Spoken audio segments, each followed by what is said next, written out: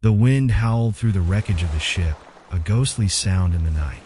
The waves crashed violently against the sharp coral, sending salt spray into the air. In the darkness, huddled figures clung to each other, their bodies trembling, not from cold, but from fear. They were alone, abandoned and forgotten. Here is the scary, chilling story of those who died and survived on Tromelin Island. On July 31st, 1761, the French ship named Ordeal, meaning useful, a frigate of the French East India Company, chartered by Jean-Joseph de Laborde and commanded by Captain Jean de Lafargue, transporting slaves from Madagascar to Mauritius in contravention of Mauritian law, ran onto the reefs of the sandy island. The ship had departed Bayonne in France with 142 men. After a stopover on Mauritius, then called the Isle de France, the ship embarked 160 Malagasy men, women, and children at Foul Point, on the east coast of Madagascar, to bring them into slavery on Mauritius, despite the prohibition of trafficking decreed by the governor. A navigation error, due to the use of two conflicting charts, caused the vessel to wreck on the reefs of Tromelin Island, then called the Isle of Sand. The ship was a frigate, not a slave ship, and thus was not equipped with the shackles and chains usually found on slave ships. After the wreck, the crew and about 60 Malagasy people managed to reach the island, but the rest of the slaves, locked in the hold, drowned. The crew retrieved various equipment, food, and wood from the wreckage. They dug a well, providing salted drinking water, and fed on salvaged food, turtles, and seabirds.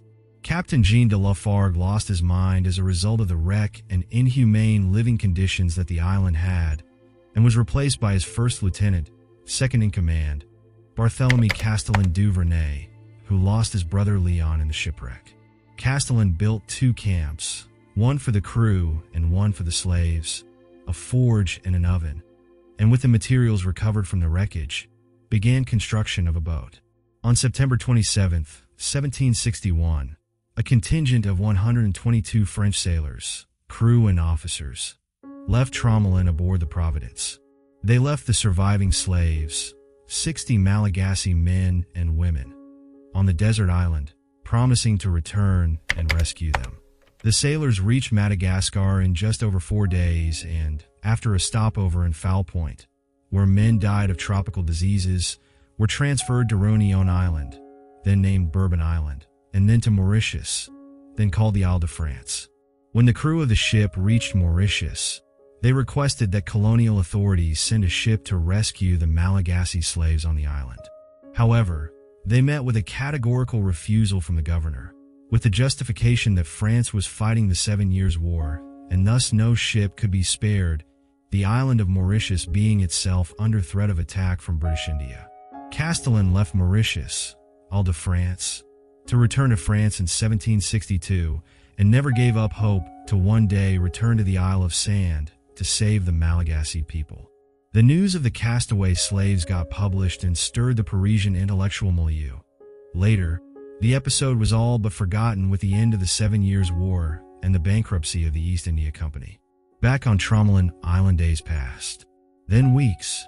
Then months. No ship returned. The children grew. The elderly passed away. Their names were forgotten by the world, but those who remained carried their memory. They buried their dead in the sand, whispering prayers to spirits that seemed to have abandoned them. They made clothes from woven bird feathers and turtle shells. They found ways to trap rainwater. But every day was a fight against hunger, against thirst, against despair. The survivors learned to endure. They dug into the sand, searching for any moisture they could find. They trapped seabirds and turtles, eating raw meat to stay alive. The sun blistered their skin. Their bodies grew weaker, but their will to live remained strong. They built shelters from ship debris and wove clothes from whatever materials they could salvage. Years passed. Storms came and went. People died. Their bodies were buried in the sand, graves marked only by scattered stones. In 1773, a ship passing close to Tromelin Island located the slaves and reported them to the authorities of Isle de France. A boat was sent, but this first rescue failed, as the ship could not approach the island. A year later, a second ship, Ordeal, also failed to reach the island. During this second failed rescue, a sailor managed to swim to the island, but took too long on the island and had to be abandoned by the ship due to bad weather.